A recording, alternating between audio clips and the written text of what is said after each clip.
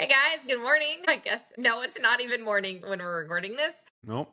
But maybe it Today's is when you're listening to it. So we good got lucky. day. Hello, everyone. Welcome. Functional Fitness Uncensored. We're here live. No, you guys are watching this on recording. We're live Well, we're recording. live and we're not doing multiple takes. So you're going to get the raw, unfiltered Ashley today. And today may be a little bit controversial. We're going to talk about some stuff today, some trends that are trendy.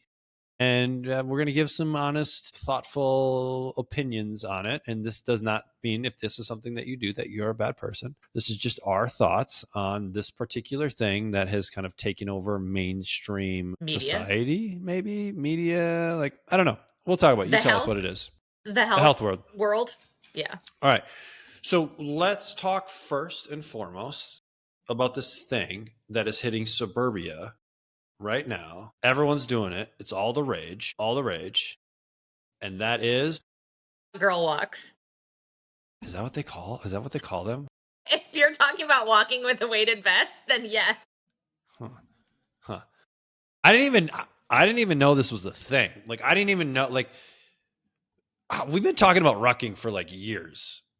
Right? And like let's not call this rucking because they're like I saw an article, I don't know if it was in the Times or USA Today or whatever, but they were like comparing this stuff to like this like military style. I'm like, this is even close.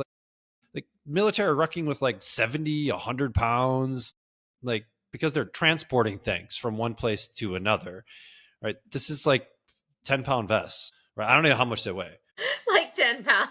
Okay. I think is what a lot of them are wearing. So, right. So I don't want to knock a reason for you to get out and move more and get more activity. Like all this is a good thing. If it means that you need to jump on a trend to get you moving and doing more activity, awesome. Do it. Put on a 10-pound vest. Awesome.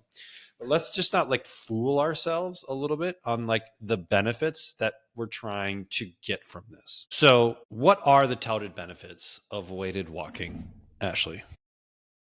Bone What do you density. think? Yeah. You're going to have you're going to have more mass on your body to have more force production into the ground, which gives you higher mass, which is Right. resistance. So I think this is one of the arguments, right, for the weighted vest is bone density. So honestly, like, and we can go back and forth, and maybe stem walking probably isn't cardio. It's not probably going to give you the desired benefits, but you need it for your total daily expenditure. So you need to be walking and moving like 7,500 steps. There is one demographic that I really like weighted vest walking for. It is for my postmenopausal women, because especially women that are But low 10 body pounds. weight. But 10 pounds. No, because if they're Is this low enough? body weight, yeah, but because if they're low body weight already, which some women fall into that, not every female, we know that low muscle mass is a key component to like longevity and like recovering from a fall. So a woman who's low body weight and walking in a weighted vest, it can actually help her build muscle and help with her bone density. She'll be strong enough to carry those 10 extra pounds. So if she gets injured, she's less likely to deal with complications from a surgery. That's like all I've got. 10 pounds is really fucking nothing. Sorry. Oh my God. I just really dropped an F-bomb. Sorry about that. So I just want to understand where we're at in this argument right here, or this conversation that we're having. I feel like if you are gonna walk, I want to know, were you giving me all the reasons on why 10-pound weighted vest is good for you?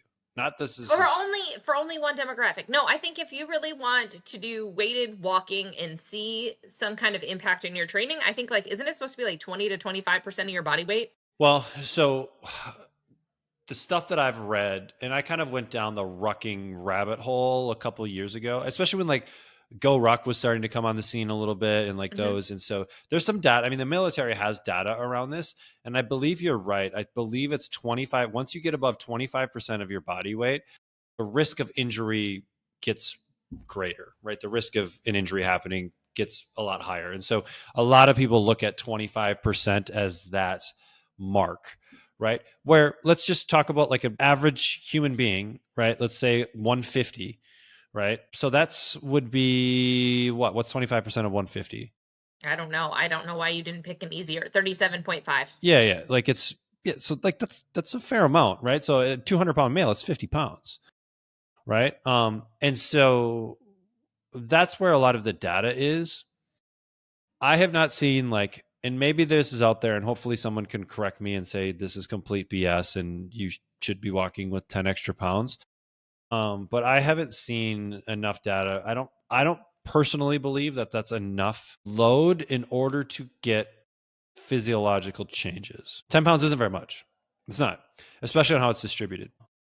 Like if you were carrying it, maybe we get some grip strength out of it or something like that. But like it's like I always come back to like what's the goal? Right? What is the goal of this? What is the purpose of this? So mine is when we're walking and we're adding a weight vest, we're adding, like, it's supposed to be a cardiovascular challenge, and 10 more pounds isn't going to be enough. I would rather see you walk faster. I would rather see you start jogging. Yeah. So like, and maybe I should preface this with you're probably not hurting anything, right? Well, you're definitely not hurting you're anything. not doing anything detrimental where I'd be like, that is a bad idea, or you're drastically increasing your risk for injury.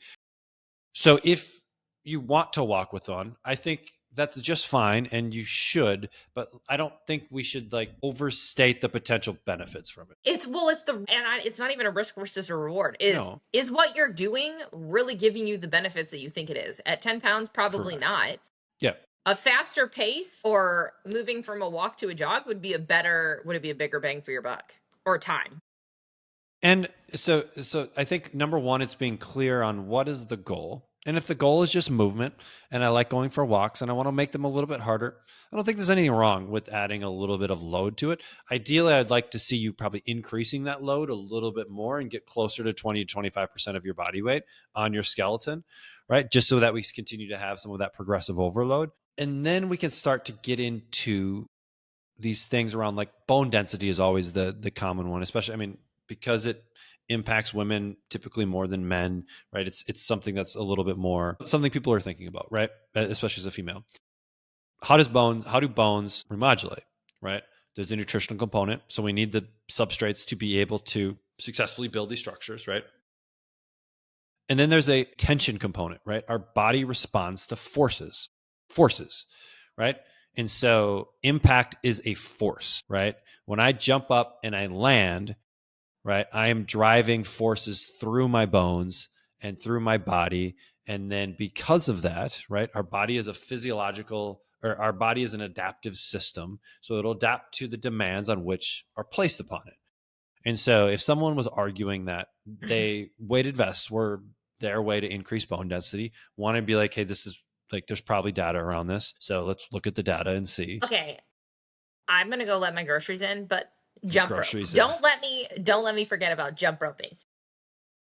So number one is let's look at the data and see, like, and okay, if the goal of said exercise is bone density, is this the best solution to our problem of potentially having bone density? And if there's data around there and someone's watching this, like, hey, here's like XYZ study that shows adding 10 pounds or whatever percent of body weight, 5% of body weight increases bone density.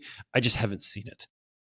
And so to me, I see this cropping up because it's a kind of quote unquote trend, right? We see a lot of other people doing it, influencers are doing it, and there's a lot of maybe inflated claims around this because sensationalized things hit a lot better than just like data. And so, if the goal is bone density, right, we need to drive forces through the bones, right? We need to create tension in those areas so that the bones are like, or our brain is like, hey, there's a lot going on here. We need to make these things stronger or something is going to happen, right? So there's really a couple ways that we can really start to drive forces through our bones. One is jumping or impact, right? Ashley had mentioned jump roping. Great. Awesome. Could be a great thing, right? We also potentially have pelvic floor issues and other things where jump roping might not be comfortable. So I think it's something to be cognizant of, right? We've actually been doing with a few of my clients, I call them hard landings, where we don't try and land really soft. We're trying to actually land really hard, especially through our heels, and drive really vibrations through the whole skeleton. And it's not hot. We're not jumping off like 18-inch boxes and that kind of things. We're just doing like a little hop and then boom, landing with the whole body to create vibrations and force through the bones, right? If you can jump roping, jogging, sprinting. We're talking about force, and like my first thought is like if you're using a weight vest and going on these longer walks, but like time becomes an issue at some point for people, like jumping or jumping exercises can produce that force in significantly higher repetitions in a significantly shorter amount of time. I think jump rope could be a great, like, just like you did as a kid, jump rope. Man, and if you have a kid, they should be jump roping. And if you, I mean, with everything that we say, right, it's all dependent on like the person in front of us, right? So I can give you all these recommendations, but it's really dependent on someone's going to give me their health history, this or that. And jump roping may not be appropriate for everybody, but that's a decision you make based upon all of these other factors. But with everything being equal, someone healthy, feet are good, no history of lots of stuff, like jump roping can be awesome, right? Other things are like heavy strength training, right? Strength training drives forces through all of our skeleton, right? If I'm holding a weight out here in front of me, and a heavy weight too, not just like I'm just holding like a 10-pound weight out here, but maybe 10 pounds, heavy is relative, right? But like something that drives forces. And then I do a squat, right? That's going to drive forces through my entire skeleton because all of our tendons are going to be hanging onto bones and they're going to be pulling and contracting and relaxing. And all of this creates, again, like these vibrations and tensions through the system. And then my body decides that I need to make these stronger, right? And so it lays down new, I don't know, what is it, osteoclasts or osteoblasts or whatever. Take me back to Right? anatomy. I don't know, something with osteo, right? Bone. So I think really what we're thinking about and where this comes back is like, just because something is trendy doesn't actually mean it's useful or has the benefits that XYZ influencer said that it did, because they may also have a weighted vest to sell you to. And so like critically thinking this stuff. And then if like rucking and weighted walking is something that's awesome, like, all right, let's start working on loads that have impact, not necessarily just, hey, this little 10-pound cool little weighted vest thing that I don't know. We need enough to make the impact. Right. Ooh, what a good pun there. Yeah, that was nice. That was good. It was good. Nice. Unplanned. And totally unintentional. Mm-hmm. All right. So we're going to cover one more that I think is worth covering. And again, not like a diss on anyone that might use this, right? Because I think there is some value in all this stuff. But we just have to make sure we're using it for the right reasons. Cold plunge, cold tubs. There's some interesting people on the internet that make a lot of interesting claims. I want to be one of these interesting people on the internet. I know. But I'm too in the it depends and not like, okay, this is the go-to that's thing. That's why you can't be a great influencer. You don't have strong enough opinions. Have we met before? Yeah, I mean, you have strong opinions, but like it's the reason someone can be an influencer is because this is the thing that solves everything. And I believe 100% in this thing, despite any supporting evidence around it. And these are bad. This is good. This is the only way to do it. Okay. It really doesn't depend on you. Like, well, great. Now we're back into cold plunge, because I'm going to say that 97% of people don't need a cold plunge. They need better self-care mechanics everywhere with activity and nutrition and fitness. It is not an end-all be-all. It is not going to save you. It's something that can be added further down. There's bigger rocks. There's so that many should be done rocks before we get. But sometimes we jump to these things because we think that's the answer. But also, most of us, when we're overcoming these rocks and we're like, okay, well, I'll use cold therapy because it's going to help me feel better. Like, it's probably actually a bigger stressor on your body. Like, cold plunging will be the biggest benefit for people who are good in homeostasis and are actually like in a neutral territory. Most of us are living our lives like this. And a cold plunge doesn't relax you. It's a stressor. And if your body already has way too many stressors, like attacking it all the time, which it does for the majority of people, there are so many better therapies that I would recommend, like to almost everybody, that are not cold plunging, unless there's someone that is like very evenly keeled and isn't dealing with the highs and lows and the roller coasters that is life, or they deal with it a little bit better. And like, ultimately, all of this comes back to like, what are we trying to accomplish with this? Like, and sometimes things don't necessarily need to make a ton of sense, right? And so if you have a cold plunge and it makes you feel better when you do it, cool, like do it. Again, you're probably not necessarily hurting anything, as long as we're maybe not staying in forever and like getting frostbite on our body and we're kind of understanding what's going on. And there's probably benefits in certain areas, but like, for this kind of like panacea of like this thing is going to do X, Y, and like it's the thing holding you back, or it's the thing that you need to include in order for you to be successful. Like it's just not the case. Do you need it as part of your morning routine in order to be whatever you want to be? No, not by any means, right? I could find some more therapeutic, relaxing things for people, or better stimulants than that to wake you up too. Yeah. And so, I mean, it's just kind of figuring out what it is. Is there some benefit in exploring these kind of like physiological end ranges? Probably, right? For the vast majority of people that don't even have the basics covered, probably not. Right. And so, like, I think there's benefit into really hot stuff like saunas, right? I think there can be some benefit to really cold stuff to get us out of these. I think a lot of the benefit too on this stuff, and like I don't cold plunge on the regular, but I'll jump in one if like it's available to me, just because like I like doing something that's uncomfortable, as like maybe like sadistic as that may sound, but like, I like putting myself in uncomfortable situations for a period in a controlled environment. And cold plunge can be that, right? I'm going to go in, I'm going to, 2 minutes, it's not going to be comfortable, but I'm not going to die. And does that help me then kind of explore my boundaries on comfort as well? And so again, like I think it's really defining how it is. Am I trying to lose muscle, or am I trying to lose weight by jumping in a cold plunge?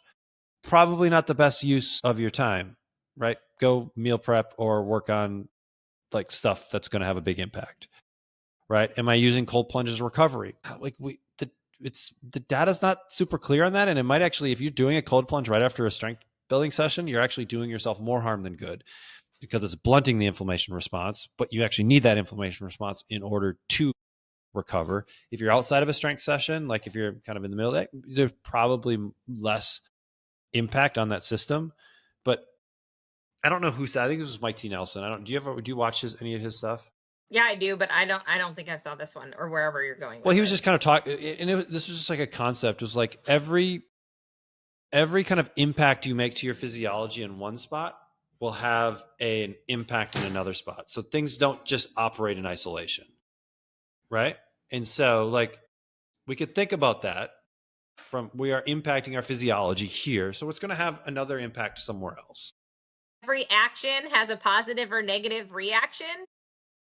Yeah, I mean, it has another. I mean, it's not like straight physics. I Like mean, it is straight physics. it's good, but it's going to have another impact on a different system, right? It is a So form a of a choice over stressor. here is going to affect something over here. Correct. It's like cause and effect. Correct. And so I mean, that's why it's like kind of maybe first, before we jump into any of these trends, think about, am I jumping into this because it's trendy? Right. I see a lot of people doing it. So I think as a human, You if know lots of what? people are doing this, like it should You be know what? something that's beneficial. You know what I want to be trendy, really trendy? Eating fruits and vegetables with every meal. Yeah, that's never going to be trendy. But I mean, protein with every meal. Protein is super trendy right now, and that's like Protein's hot right I've now. been I've Protein's been hot right preaching now. protein forever, but like protein is so hot right You now. might get fruits, but I don't think you'll ever get vegetables. I mean, the kiwi might like be the next kale.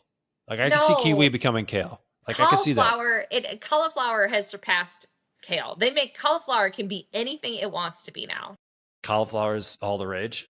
I mean, remember when we made it everything zucchini into noodles? Like, I feel like there's a huge evolution, but I think like everyone's trying to get way too deep when we're trying to get majors in minor things, and we really need to be majoring in the basics. And a cold punch to me is like you could get a minor in it, but you don't need a major. You need a major in nutrition. Like, what can you actually get a job doing?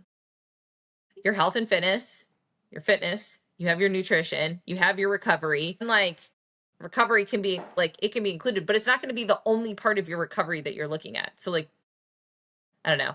Yeah, unfortunately, like much of what we're talking about today is it depends, right? And I think if you go into it with like, what am I trying to get out of this? You can make a pretty good decision. But just thinking that one of these things is going to be the key to unlock everything else, there's bigger things. What was the quote that you used that was like stepping over dollars to grab Stop cents? stepping over stop stepping over dollars to pick up pennies. Right. And so like, do we have our big rocks dialed in? right? Am I moving on a regular basis? Am I getting in a couple strength training sessions a week? Am I working on a cardiorespiratory health? Am I sleeping at night, right? Am I eating enough protein? Am I getting fruits and vegetables? Like these are the Am I things that, hydrating? right.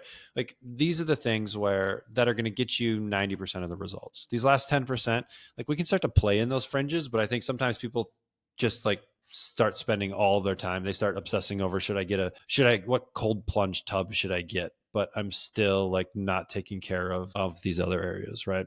And the big area, those areas are like, it's just wash, rinse, repeat. Like It's it boring. is over and over and over again, day after day. Like, and no one wants to live in the monotony, but that's like really where it is. Routine and consistency is going to be the key thing. And then what actually makes you feel better too. Like just because some influencer is telling you you should do this doesn't mean it's going to feel best for you. So like listen to your own body. And if you can't hear what it's saying, take out some of the minutia. Like remove all of the crap that's just fluff and buff, and then go back to the basics and add from there. Yeah. I mean, none of the stuff that we're talking about today is probably going to have a harmful effect on you, most likely. And so if it motivates you to help to do some of the other things, great, by all means. But let's just make sure that we're not building these things into maybe something bigger than they actually are. And maybe after another decade of information and research, cold plunge turns out to be like the greatest thing since whatever. Cool. Awesome. But at this point, like it's just we don't have enough information on it and they're trendy. And it's a fairly expensive trend. Like if you're gonna cold plunge, you're investing in your cold plunging, whether it's buying ice to throw in your bathtub or $5,000 tub that then consumes electricity like it's its job because it is its job. So yeah, I mean, if there's any other trends that you guys have that are like, oh, this is coming across my feed all the time, or this is what everyone's doing on the gram, let us know. I'd be curious. I don't really follow trends as much. I didn't even know this like weight vest thing was a trend until I saw an article in like USA Today. I'm like, what? Like this is like what? Like people have been rucking since like the beginning of time. Like why? Like what? Like what is this? So Concepts with new sexy terms attached to them, and like everyone can jump on board. yep. Yeah. That's all we got. Anything else that you want to say? No. Okay. All right. Stay smart. Stay curious. See ya.